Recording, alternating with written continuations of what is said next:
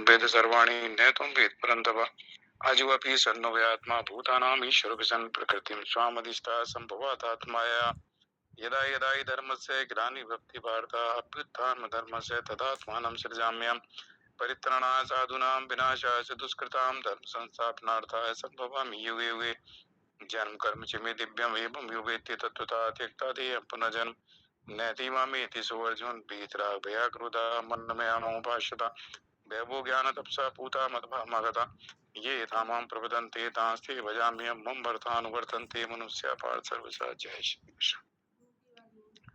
तो छठा अध्याय समाप्त हो रहा है, आत्म संयम योग। भगवान ने जो अध्याय के गीता में नाम रखे हैं तो वो भी अपने आप में बड़े उच्च कोटि के हैं। हालांकि व्यास जी ने जब भगवत गीता लिखी है, गणेश जी ने लिखी और भगवान वेद व्यास जी ने बोली है महाभारत में, तो उस समय ये अध्याय का अलग अलग हिस्सों में बांटा गया। बोलते समय जब अर्जुन को भगवान ने गीता सुनाई तो वो अध्याय नहीं थे, कंटिन्यूएशन में पूरी भगवत गीता हुई।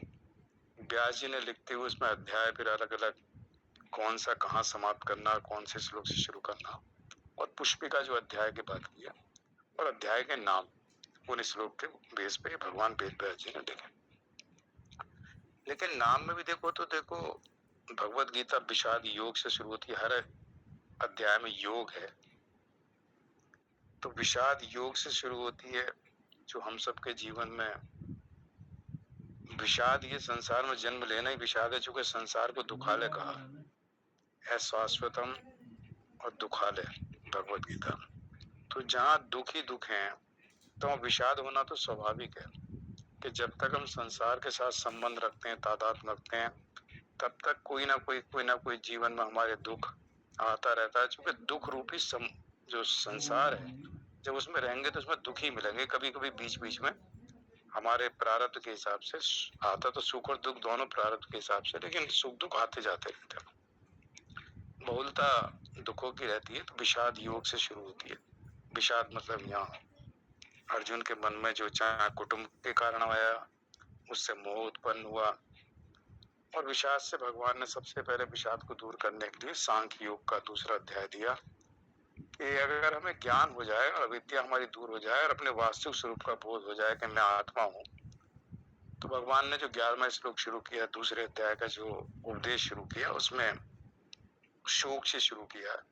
तो शोक न करने योग्य व्यक्तियों के लिए शोक करता है, जिनके प्राण चले गए उनके लिए और जिनके प्राण नहीं गए उनके लिए भी ज्ञानवान जो व्यक्ति है वो शोक नहीं करता। और जो अंतिम श्लोक भगवान ने कहा है वहां भी शोक से समाप्त किया है।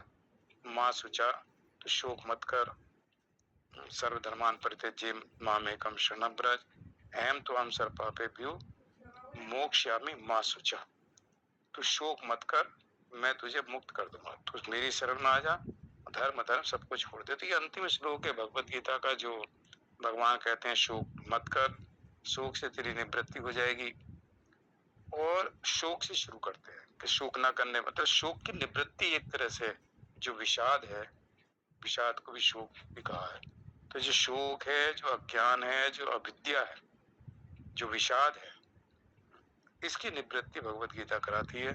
तो भगवान कहते हैं तो शोक मत कर। अंतिम में देखो ये कहते हैं कि तो शोक मत कर, तो विषाद मत कर, ये अज्ञान है, ये मोह है, जिसके कारण तुझे शोक हो रहा है, मोह हो रहा है। तो यहाँ भगवान ने अंतिम श्लोक में कहा। तो गीता का जो मूल सिद्धांत है वो ज्ञान और ज्ञान के द्वारा विज्ञान दोनों चीजों का है। आया भी मुझे ज्ञान सहित पूरा विज्ञान बताऊंगा, विज्ञान सहित ज्ञान बताऊंगा। तो दोनों चीज भगवान ने ज्ञान और विज्ञान भगवत गीता में दी है। विज्ञान उसको जो हमने ज्ञान प्राप्त हुआ उसका अनुभव कर लेना, जो हमने आत्मा के विषय में सुना उस आत्म का साक्षात्कार कर लेना, उस आत्म तत्व का अनुभव कर लेना, इसको विज्ञान कहा। तो भगवत गीता में ज्ञान भी है, आत्मा क्या है, अनात्मा क्या है, और भगवत गीता हमें उसका अनुभव भी करा देगी। यही भगवत गीता की विशेषता है। हर ब्रह्म विद्या की, वेदांत की सबकी विशेषता है। ये वेदांत जो है ज्ञान भी कराता है और विज्ञान भी कराता है। विज्ञान कराता है तो उसका अनुभव भी कराता है। उसके लिए कोई तपस्या की जरूरत नहीं है अनुभव करने के लिए। तपस्या की आवश्यकता है चित्त की शुद्धि, कि हमारा चित्त शुद्ध हो जाएगा तो ये जो ब्रह्म विद्या है टिकेगी, इस ब्रह्म विद्या को हम समझ पाएंगे। जो तप को जो आज चर्चा हो रही थी प्रतिष्ठा का है, ब्रह्म विद्या का जो प्रतिष्ठा है, ब्रह्म विद्या का जो आश्रय है, ब्रह्म विद्या इस पर टिकी रहती है। जैसे हम सब लोग अपने पैरों पर खड़े होते हैं, पैर ना हो तो खड़े नहीं हो सकते, तो जैसे हमारा शरीर पैरों पर खड़ा होता है ऐसे ही ये प्रतिष्ठा, मतलब हम जो है पैरों पर प्रतिष्ठित है। तो ऐसी ब्रह्म विद्या जो है तप, दम और कर्म, वेद और वेदांग, इनके ऊपर टिकी रहती है। ये होंगे तप होगा हमारे जीवन में, समदम होंगे तो अब हमारी जो विद्या है ये टिकेगी, नहीं तो फिर संसार में लग जाएंगे। ज्ञान हुआ फिर संसार में आसक्त हो गए तो विद्या नहीं टिकी, सुना निकल गया। तो विषाद योग से भगवान सांख्य योग का है कि पहले मनुष्य को आत्मा अनात्मा के बारे में ज्ञान हो जाए तो उसका कर्म भी सुधर जाएगा। कर्म में आसक्ति नहीं होगी। जब उसे पता है कि मैं तो शुद्ध बुद्ध नित्य मुक्त आत्मा हूँ तो कर्म में आसक्ति नहीं होती ऐसे व्यक्ति की। तो सांख्य योग के बाद कर्म योग बताया, कर्म योग के बाद ज्ञान कर्म संन्यास योग बताया कि कर्म में भी आसक्त मत हो, कर्म का भी जो सकाम भाव से कर्म उसका त्याग कर दे, ऐसे कर्म का संन्यास कर दे। तो उसका जो सीक्वेंस है वो कर्म संन्यास योग बताया। और फिर छठा अध्याय पे चर्चा चल रही थी, उसका नाम आत्म संयम योग। कि जब हम आत्म संयम होगा, हमारा मन संयम होगा, मन और बुद्धि संयमित होगी तो ये विद्या टिकेगी। तब इस विद्या का हम जो ज्ञान है उसको अपने अनुभव में लाएंगे। अगर हमारा मन संयमित नहीं है, मन संसारों में लगा हुआ है, विषयों में लगा हुआ है, तो विद्या नहीं टिकती। क्योंकि मन का संयमित होना, मन का एकाग्र होना ये आवश्यक है। इसलिए छठे अध्याय में ध्यान की प्रक्रिया बताई कि जैसे दीपक स्थित होता है वायु रहित स्थान पर, किंतु चंचलता उसके अंदर नहीं रहती। ऐसे फिर अर्जुन ने प्रश्न भी पूछा कि मन बड़ा चंचल, इसको बस में करना बड़ा मुश्किल है। तो भगवान ने कहा ये बात ठीक है, लेकिन वैराग और अभ्यास से ये वश में हो जाता। फिर अर्जुन ने ये भी पूछा कि भाई हम सब लोग साधक हैं, जीव हैं, लगे रहते हैं इस ज्ञान के आपस में चर्चा करने में, हमें अनुभव हो जाए ये भी प्रयास करते रहते हैं, हमारे अनुभव में आ जाए, लेकिन अंतिम समय में कोई कह नहीं सकता क्या होगा, क्या परिस्थिति होगी। तो भगवान से पूछा कि अगर अंतिम समय में उसको ये विस्मृति हो जाए तो उसकी क्या स्थिति होती है। तो भगवान ने दोनों बताया कि जिस मनुष्य के अंदर वासनाएं भी हैं और जिसके अंदर वासनाएं नहीं है, वो दोनों व्यक्ति चूंकि भगवत प्राप्ति करने के लिए जो भी हम साधन करते हैं उसका नाश नहीं होता। क्योंकि जो भी साधन है सत की प्राप्ति के लिए है, संसार जो है वो असत है, अनित्य है, उसकी प्राप्ति के लिए हम कितने कर लें, रात दिन एक कर दें, तब भी प्राप्त हो नहीं सकता। क्योंकि जो अब है संसार वो सुबह तो बदल जाएगा, तो इतना धीरे होता है कि पता नहीं चलता, लेकिन हम भी बदल रहे हैं, शरीर भी बदल रहा है, संसार ही बदल रहा है। तो वो कहते हैं इसको क्या प्राप्त करोगे, जो हमेशा बदलने वाली चीज है उसकी तो प्राप्ति हो ही नहीं सकती। और परमात्मा नित्य है और आत्मा भी नित्य है, तो नित्य नित्य को प्राप्त कर लेती, मतलब वो सजाती हैं और ये विजाती है। तो भगवान ने कहा कि भाई इसको तो आत्म संयम होना बहुत जरूरी है, मतलब संयमता होना बहुत जरूरी, धैर्य। 18वें अध्याय में जब सात्विक 3 तरह के कर्ता की बात बताते हैं, कर्ता है ना, जैसा कर्ता होगा वैसे कर्म होंगे, वैसी उसकी वाणी होगी, वैसा उसका व्यवहार होगा, वैसे ही उसमें ज्ञान होगा, वैसी उसकी बुद्धि होगी। तो कर्ता कैसा है, तो सात्विक कर्ता बताया। कर्ता 3 तरह के हैं, सात्विक कर्ता, राजसिक कर्ता, तामसिक कर्ता। तो सात्विक कर्ता के बारे में कहते हैं मुक्त संग अहनवत, मतलब मुक्त संग, सारी आसक्तियों से मुक्त है। देखो ये है, मतलब कहीं उसकी आसक्ति नहीं है। क्योंकि सात्विक में अगर आसक्ति हो जाती है, कहीं भी आसक्ति है, तो सात्विक नहीं है, राजसिक है। क्योंकि रजोगुण में आसक्ति है, रजो रागात्मक वृत्ति तृष्णा संग समुद्भव। अगर हमारी अभी कहीं आसक्ति है तो अभी हमारे अंदर सतोगुण की प्रधानता नहीं है। तो ये हमारा टेस्ट है, कहाँ कहाँ हमारा मन आसक्त रहता है। और 7वां अध्याय जब शुरू करेंगे तो भैया भगवान सबसे पहले यही कहेंगे मैया सक्त मना, तो मन मुझ में आसक्त कर दे। तो इस संसार के विषयों में जो मन को आसक्त करता है इसको वहां से हटा, जो विषय परिवर्तनशील है, कभी नहीं टिकेंगे, और मैं जो हूँ हमेशा रहूंगा।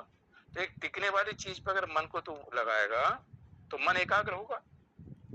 भाई ना टिकने वाली चीज को मन को लगाएंगे तो वो टिकेगी, तो मन भी चंचल रहेगा और वो चित्त भी बदल गई थोड़ी देर के बाद। तो स्थिर वस्तु के ऊपर अगर हम मन को लगाते हैं तो मन धीरे धीरे एकाग्र होता है। जो परमात्मा तो स्थिर है, आत्मा जो है वो तो अचल है, स्थिर है, कोई परिवर्तन नहीं होता।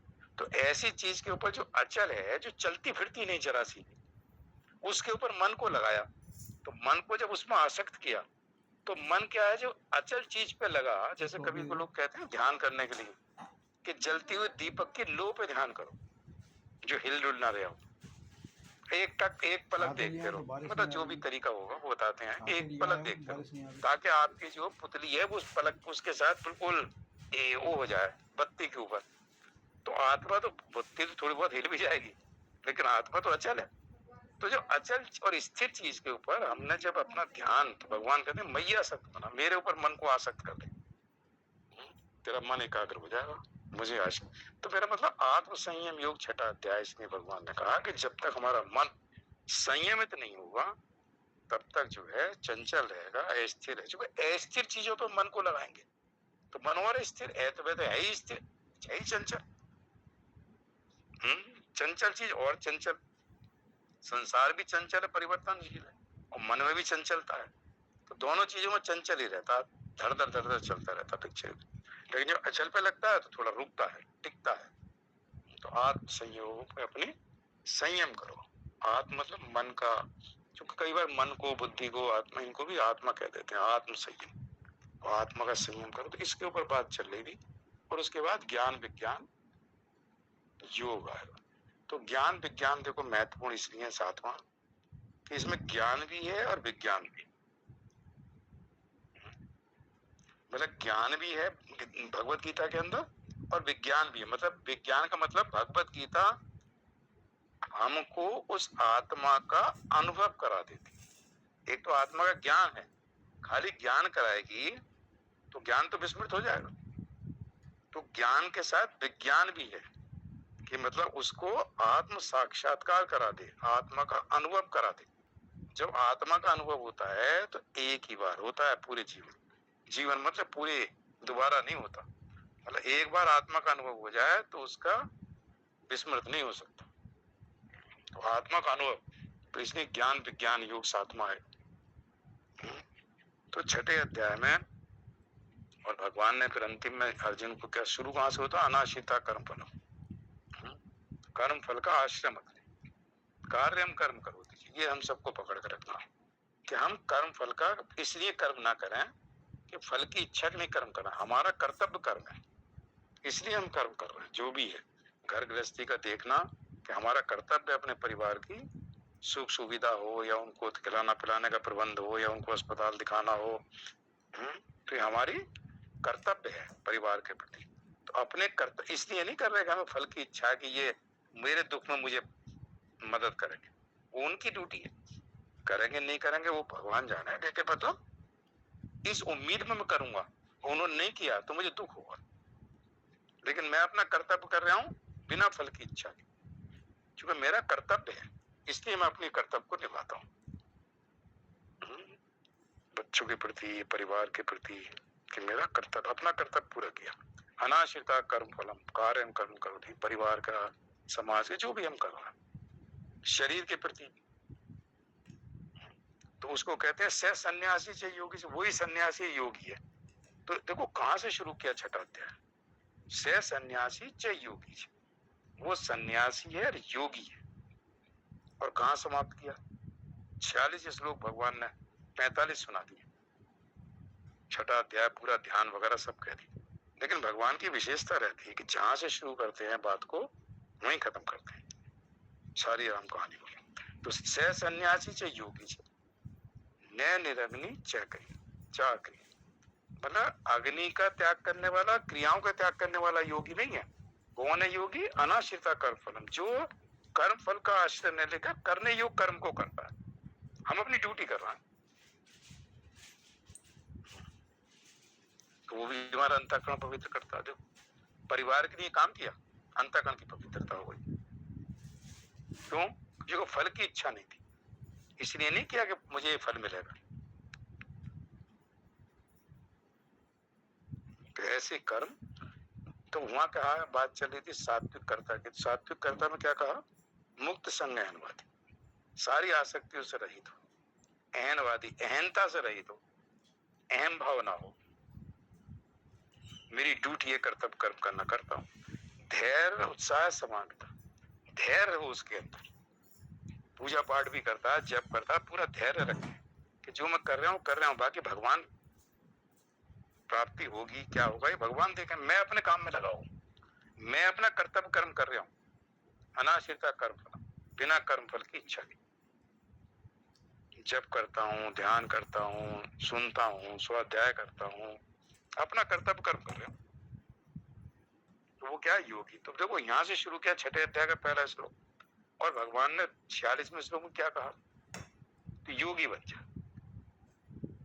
पहले श्लोक में कहा कि ऐसा व्यक्ति सन्यासी और योगी है, और 46-47 में क्या कहा कि तो अर्जुन जो है तू योगी बन जा, क्योंकि योगी तपस्वियों से भी श्रेष्ठ है, ज्ञानियों से भी श्रेष्ठ है, कर्मी से भी श्रेष्ठ है, इसलिए तू अर्जुन योगी बन जा। तो पहले श्लोक में कहा योगी है और सन्यासी है, 46 में कहा योगी बन जा, और 47 में खत्म हुआ तो कहते हैं योगी नापी सर्वेशाम मदगति अंतरात्मना श्रद्धावान भजते यो माम से में युक्त तमो मता। श्रद्धावान भजते, श्रद्धा के साथ, श्रद्धावान योगी मुझ में लगे हुए अंतरात्मा से मुझको निरंतर बसता है, वो योगी श्रेष्ठ मान। मतलब निरंतर शब्द है, अनन्य भाव से।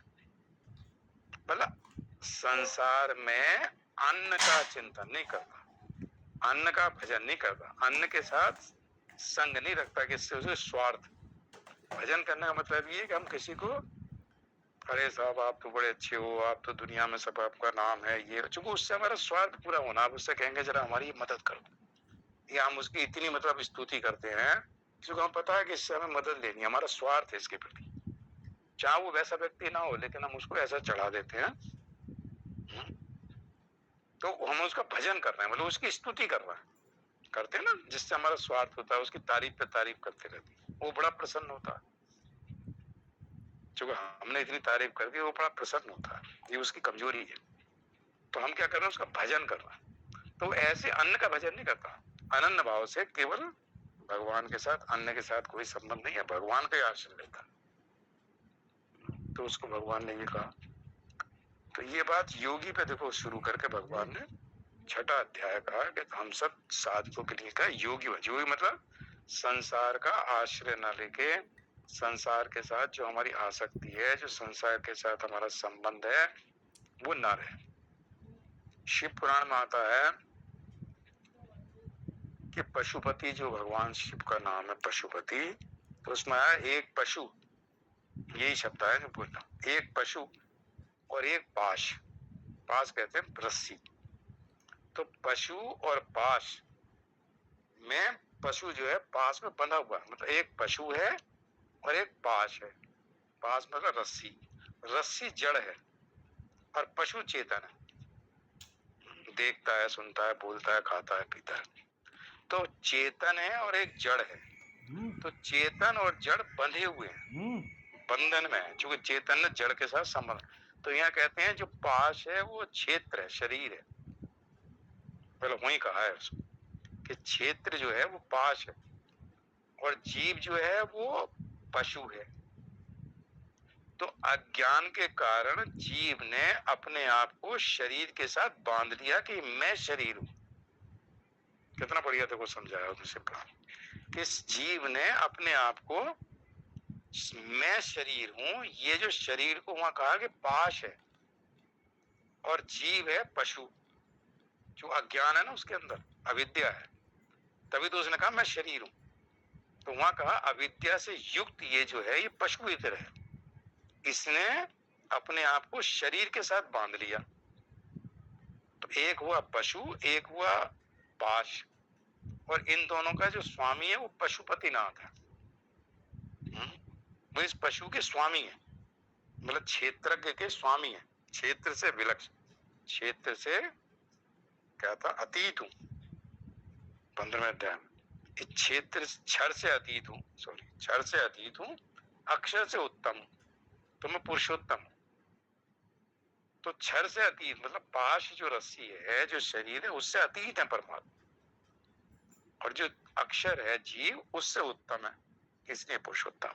तो वहां समझाया कि पशु और पाश जो है क्षेत्र और क्षेत्रज्ञ है, एक जीव है और एक शरीर है। तो शरीर के साथ बंध जाने का इसलिए जो है पशुपतिनाथ भगवान जो है उसके बंधन से उसको छुड़ाते, मतलब उसको ज्ञान देते हैं, उसकी अविद्या की निवृत्ति की। शास्त्र जो है अविद्या की निवृत्ति कराते हैं, मतलब ये ज्ञान कराते हैं उसको कि हम शरीर नहीं है, जो तुम मानते हो मैं शरीर हूं, ये बंधन है। अनंत जन्मों से हमने अपने आप को शरीर मानने के कारण हर जन्म के बाद एक नया शरीर मिल जाता है, क्योंकि हमने अपने आप को शरीर के साथ बांध रखा है। तो भगवान क्या करते हैं, उसकी अविद्या की निवृत्ति करते हैं, उसको एक ज्ञान हो जाता है कि मैं शरीर नहीं हूं। तो 7वां अध्याय जो है ज्ञान विज्ञान योग है, कि ज्ञान भी कराएगा और उसका अनुभव भी कराएगा कि मैं शरीर नहीं हूं, ऐसा मैं अनुभव हो जाना चाहिए। तो भगवत गीता जो है दोनों काम कर देती है, ज्ञान भी कराती है। तो ज्ञान विज्ञान योग आत्म को किसके बाद कहा, आत्म संयम योग के बाद। 6ठा अध्याय का नाम आत्म संयम योग। तो जब आत्म संयम हो गया, मन हमारा संयमित हो गया, बुद्धि हमारी संयम में है, हमारे वश में है, तो ज्ञान टिकेगा। 4 बजे क्या बात थी कि ज्ञान जो वेद ब्रह्म विद्या है, इसकी किस पे प्रतिष्ठा है, इसकी तप पे, दम पे, कर्म पे। तो अगर हमारे जीवन में तप है, और दम मतलब इंद्रियों का दमन, हमने इंद्रियां वश में कर रखी हैं और निष्काम भाव से कर्म करते हैं, तो ब्रह्म विद्या टिकती है। तो दम का मतलब आत्म संयम, जब मन का संयम होगा तो ब्रह्म विद्या टिकेगी। तो आत्म संयम के बाद में 7वें अध्याय का नाम ज्ञान विज्ञान। तो पहले भगवान ने कहा ध्यान करके आत्म संयम किया, मन का संयम किया, तब भगवान ने ज्ञान विज्ञान की बात कही। ये भगवान का है। ओम तत्सदिति श्रीमद् भगवद गीता उपनिषत्सु ब्रह्म विद्यायाम योग शास्त्रे श्री कृष्ण अर्जुन संवादे आत्म संयम योगो नाम 6ठो अध्याय 6ठो अध्याय। ओम श्री कृष्णार्पणमस्तु। हरि ओम तत्सत्। पूर्णमदः पूर्णमिदं पूर्णात् पूर्णमुदच्यते पूर्णस्य पूर्णमादाय पूर्णमेवावशिष्यते। ओम शांति शांति शांति। श्री कृष्णार्पणमस्तु। हरि ओम तत्सत्। तुम भगवत गीता का आनंद लो। जय श्री कृष्ण।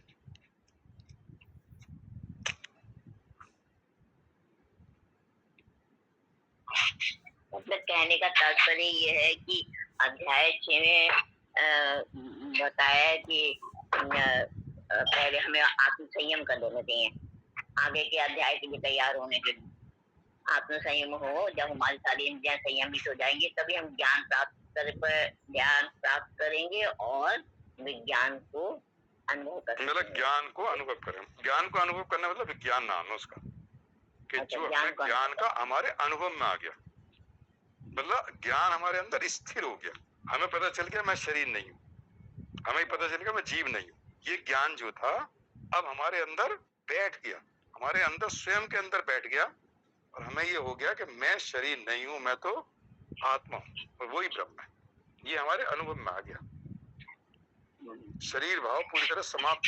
तो मन का संयमित होना, नहीं तो मन चंचल रहेगा, भागेगा इधर उधर।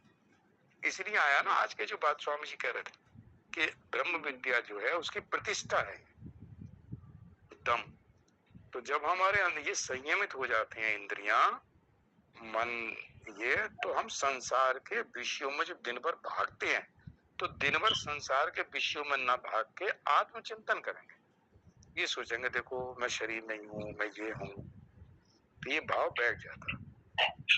जिनमें मिशन वाले जो लिख रहे थे, आज वो पढ़ रहा था आत्म संयम, वो तो कह रहे थे कि देखो दर्शन शास्त्र ऐसे हैं कि जिसमें आप पहले सुनोगे, फिर आपको अलग से साधन करना पड़ेगा, वो आपके अंदर बैठेगा। लेकिन भगवत गीता और ये जो उपनिषद वगैरह ये ऐसे हैं कि पढ़ते पढ़ते श्रवण करते करते मतलब चिंतन तो करते हैं जब बाकी समय मिलता है और लेकिन कहते हैं ये शास्त्रीय में आत्म अनुभव करा देते हैं। शास्त्री हमें उसका अनुभव भी करा देते हैं, मतलब उसके लिए अलग साधन की जरूरत नहीं है। मतलब उन्होंने अनुभव करा देते हैं कि ये मेरा वास्तविक स्वरूप। सुनते सुनते सुनते सुनते ये अनुभव हो जाता है कि मैं शरीर नहीं हूं, ये रस्सी की तरह पशु को बांध रखा है। मतलब हम जब तक हमारे अंदर अविद्या है तब तक हम पशु हैं और शरीर से बंधे हुए हैं। जब समय भाव हो जाए तो चूंकि हमने अविद्या के कारण बांध रखा है मैं शरीर हूं, तो कहते हैं हम ही खोलेंगे, मैं शरीर नहीं हूं, ये भाव बैठ जाए तो शरीर की प्राप्ति नहीं होगी। ये चक्कर, तो चक्कर ठीक है। देखो सुनते सुनते हो ही जाएगा। रोज सुनते सुनते गांव में वो होता था पहले कुआं, हम भी छोटे छोटे थे तो कुएं पे वो मिट्टी का घड़ा लेके पानी भरने जाती थी महिलाएं सारी। तो पत्थर उसके ऊपर होता था, कुएं के ऊपर सीमेंट कर देते थे ऊपर, जो ऊपर की लेयर, तो उसमें घड़ा रखते थे। तो घड़ा रखते रखते रखते रखते उसी एक जगह पॉइंट को धीरे धीरे धीरे धीरे घड़े से वो सीमेंट घिस जाता था और एक छोटा छोटा गोल गोल सा बनने लगता था घड़े के नीचे का जो रखने के लिए। तो मतलब वो कहते थे घड़ा रोज मिट्टी का घड़ा रखते रहते तो पत्थर को भी रोज घिस देता है और उसमें अपना एक जगह बना लेता है। साल 2 साल में रोज सब लेडीज आके वहां घड़ा रखती है, तो घड़ा रखने से वो धीरे धीरे पत्थर पे निशान बनने लगता है। तो पत्थर को भी मिट्टी का घड़ा जब अपने निशान बना के घिस देता है, तो ऐसी बुद्धि में रोज ये चलता रहेगा तो एक दिन तो बुद्धि में बैठ ही जाएगा।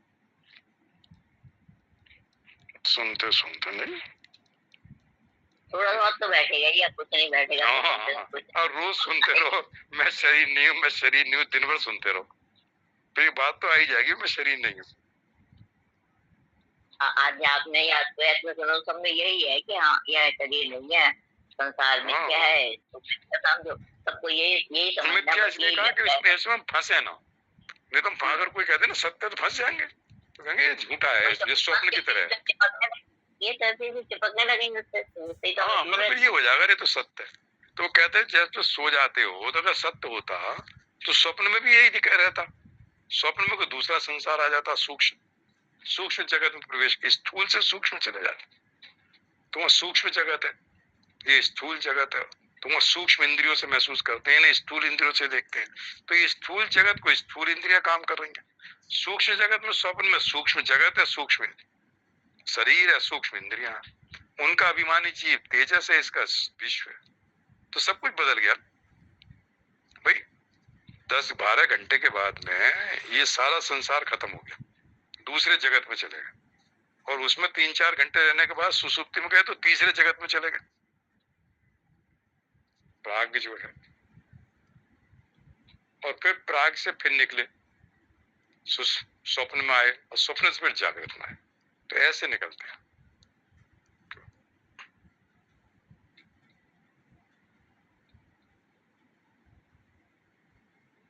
इसलिए सुसुप्ति में जब व्यक्ति सोता है ना, बहुत गहरी नींद में, कहते हैं एकदम से उसे हिला विला के बहुत तेजी जगाना नहीं चाहिए, धीरे से जगाओ। कई बार वो रह ही जाता है, क्योंकि उस वक्त वो अपने उसमें नहीं था ना, सुसुप्ति में है उसमें। स्वप्न में तो फिर भी आवाज दो तो जल्दी उठ जाता है, सुसुप्ति में तो कई आवाज देने, हिलाना पड़ता है शरीर को। तो प्राग कारण है इसका, अविद्या, प्राग को अज्ञान कहते हैं ना। तो दो जो जागृत और सूक्ष्म ये जो है, इनका कारण है प्राग।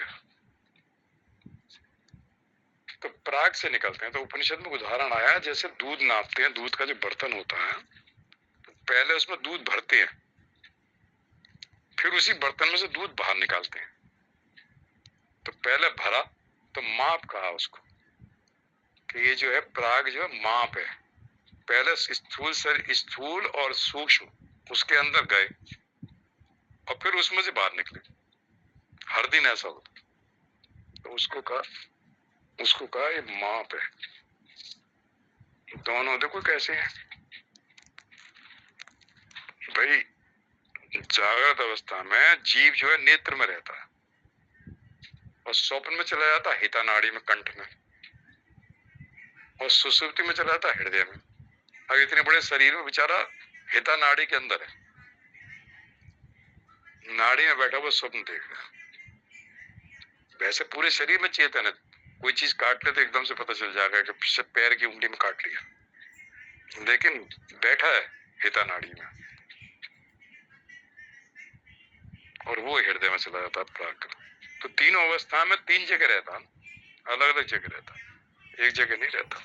कौन सी नाड़ी बोला, हेता या चेता? हिता, हिता, हिता कंठ में है, कंठ में हिता नाड़ी।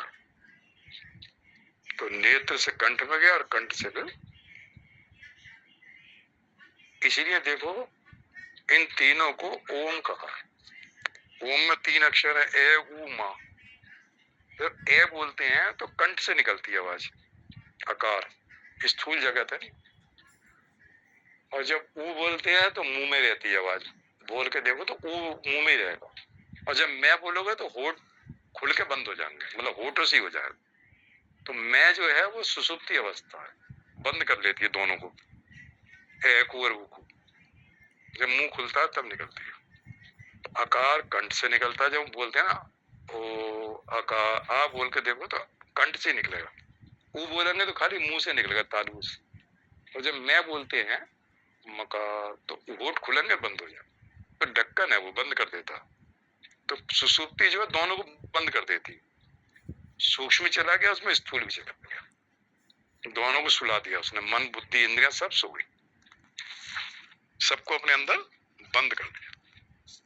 तो इन तीनों अवस्थाओं को ओंकार बोला है, ए उ मैं। जागृत स्वप्न सुसुप्ति। तो जागृत को अकार, स्वप्न को उकार और सुसुप्ति को मकार। तो मकार दोनों को अपने अंदर सुला देता, जैसे होठ दोनों बंद हो जाते हैं। और अकार में व्याप्ति है, और मकार जो है मध्य अवस्था, उसमें कोई उकार को ही बोला, क्या बोला, उत्कर्ष, तेजस को उत्कर्ष बोला। तो उपनिषद में बढ़िया चीज है। तो मुझे जब कल स्वामी जी सुना रहे थे मुझे अच्छा लगा। मैंने कहा मकार में, मैंने कहा देखो मुंह बंद हो जाता है, तो वहां था प्राग दोनों को अपने अंदर बंद कर लेता। तो दूध का उदाहरण दिया था, जो दूध अंदर जाता है बर्तन नापने के, फिर उससे बाहर निकालते थे। तो माप है वो, मकार को माप का, मां से बाहर। तो चीज बढ़िया। आज मैं स्वामी जी से कह रहा था 5 बजे कि देखो भगवान शंकर ने शंकराचार्य का अवतार लिया और ये भाष्य लिखे। उपनिषद के तो एक मंत्र की 3 लाइन का अर्थ है, लेकिन उन्होंने 3 पेज लिखे हैं उसके ऊपर, ताकि जीव को क्लियर हो जाए। ना लिखते समझ में नहीं आता। तो भगवान शंकर जिसका भाष्य लिखा है, और भगवान शंकर का जो श्लोक आता है कर्पूर गौरम के बाद में दूसरा, जो दुर्गा सप्तशती में है, तो विशुद्ध ज्ञान देहा का, जिनकी जो देह है विशुद्ध ज्ञान देह, त्रिवेदी दिव्य चक्षु से, तीनों वेद जिनके दिव्य चक्षु, तो विशुद्ध ज्ञान देहा त्रिवेदी दिव्य चक्षु से श्री प्राप्ति निमित्त है नमः समर्थ। सोमा चंद्रमा को धारण करने वाले उनको मैं नमस्कार करता। तो जो भगवान शिव है, अगर उन्होंने अवतार लिया है और भाष्य लिखे हैं शंकराचार्य के, तो कम बात है कि भगवान कृष्ण की बोली हुई गीता और भगवान शिव का लिखा हुआ भाष्य, तो कितनी कृपा है भगवान की। जय श्री कृष्ण। जय श्री कृष्ण। जय श्री। अगर किसी विषय को थोड़ा सा जो आपने बताया है, इसी को अगर आप कल फिर से दोहरा देंगे तो अच्छा करेंगे। तो ठीक, थोड़ा थक आता है दिमाग। जब शुरू में फ्रेश सुनेंगे तो अच्छे से। सही बात है, दिमाग की वो निकल जाती है सुनते 5:30 बजे से। अच्छे हैं, मतलब मुझे अच्छा लगे, भाषा भी बढ़िया। ये सुनने में बहुत अच्छा लग रहा है। यही है कि थोड़ा सा मेहनत तो करें, अंदर तो जाए। अंदर नहीं जाएगा जब तक हम अच्छे से मन से नहीं सुनेंगे, सुनेंगे थोड़ा सा, लिखते भी जाएंगे तो थोड़ा फिर पढ़ेंगे तो अच्छा सा पक्का होगा। ये है।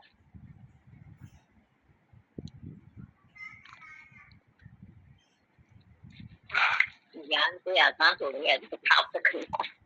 नहीं, मोटा ज्ञान में तो जो बाकी ज्ञान तो देखो अनलिमिटेड है, ज्ञान की कोई सीमा ही नहीं है। जितने ज्ञान की आवश्यक है वो यही है कि मैं शरीर नहीं हूँ, मैं जो हूँ शुद्ध चैतन्य आत्मा हूँ, जो परमात्मा ही है, वो मेरा वास्तविक स्वरूप है। ये तो मोटा है, बाकी तो स्थूल शरीर में नहीं हूँ, जल जाता है, ये बाकी समझने के लिए है कि मैं ऐसा क्यों नहीं, जागृत में नहीं हूँ, स्वप्न में खत्म हो जाता है जागृत, स्वप्न भी खत्म हो जाता है जब सुसुप्ति में जाता हूँ, फिर सुसुप्ति में स्वप्न में आता हूँ, फिर तो ये बदलती आती आती है, इसमें सत्य नहीं है। जो चीज बदलने वाली है वो सत्य नहीं है। तो ऐसे कह के समझ में आता है कि भाई हूँ क्या मैं। क्योंकि देखो कहना तो आसान है, लेकिन जो परिस्थिति चल रही है, 10-20 साल के बाद दोबारा जन्म किसी का हो जाए, 50-100-200 साल के बाद, तो 50 साल पहले का कलयुग और आज के कलयुग इतना फर्क है हमारे देखते देखते सबके, बहुत फर्क है। तो अब से 100-200 साल या मान लो 1000-2000 या 10,000 साल स्वर्ग में रहने के बाद फिर दोबारा आ गए, तो 10,000 साल के बाद तो मेरा ख्याल है पूजा पाठ करने वाले को कोई ना मिलेगा, वही बंद हो जाएगी। तो पता कुछ नहीं समय का, तो इसलिए आना बड़ा खतरनाक काम।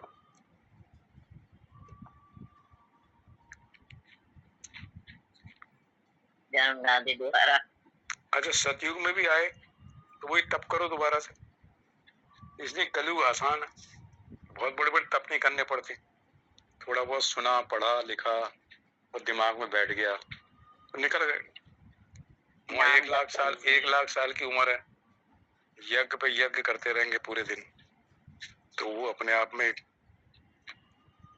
तो बाकी भगवान के ऊपर छोड़ा कि क्या करना उन्हें, लेकिन संसार में फंसे ना, अपने आप को इस लायक बना दें। और दूसरे क्या, सबकी जो हम सब है भी यहाँ, जो भी 8-10 लोग बैठते हैं, किसी के पास इतनी रेस्पॉन्सिबिलिटी नहीं है कि वर्मा जी को छोड़ के क्या बच्चों की भी शादी करनी है, घर गृहस्थी चलानी है, सब लोग 60 के ऊपर वालों का तो काम हो ही गया पूरा। तो अब तो खाली ये रहता है कि भाई ज्यादा जिम्मेवारियां नहीं लेनी, तो वो भी एक प्लस पॉइंट है।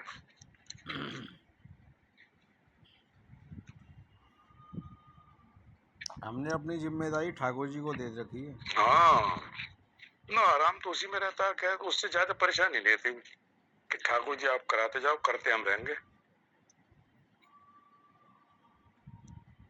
कराने वाला तो ठाकुर ही है वर्मा जी, वही बुद्धि में, बुद्धि का देवता ही वही है, वही वैसी बुद्धि दे देता है।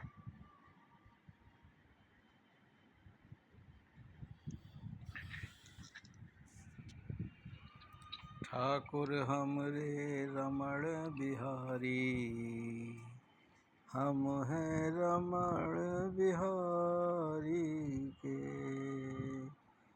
ठाकुर हमरे अवध बिहारी, हम हैं अवध बिहारी के।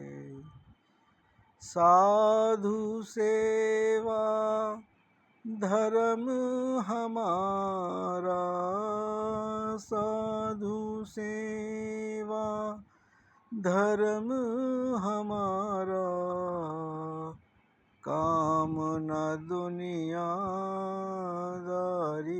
से। कोई भला कहो चाहे बुरा कहो, कोई भला कहो चाहे बुरा कहो, हम हो चुके रमण बिहारी के, हम हो चुके अवध बिहारी के, हम हो गए श्री सद्गुरु प्यारे के। आज के आनंद की जय, श्री सद्गुरुदेव भगवान की जय, योग निद्रा सत्र की जय। आप सभी के चरणों में कोटि कोटि प्रणाम। सभी को जय सिया राम, शुभ रात्रि। वर्मा जी कल आप ये वाली प्रार्थना जरूर सुनाएगा, ये ना सब तो ऐसी कृपा हो, ये जीवन निरर्थक जाने न पाए। कल ये वाली सुनाइएगा प्रार्थना। जी जरूर प्रयास करेंगे। हरिओम।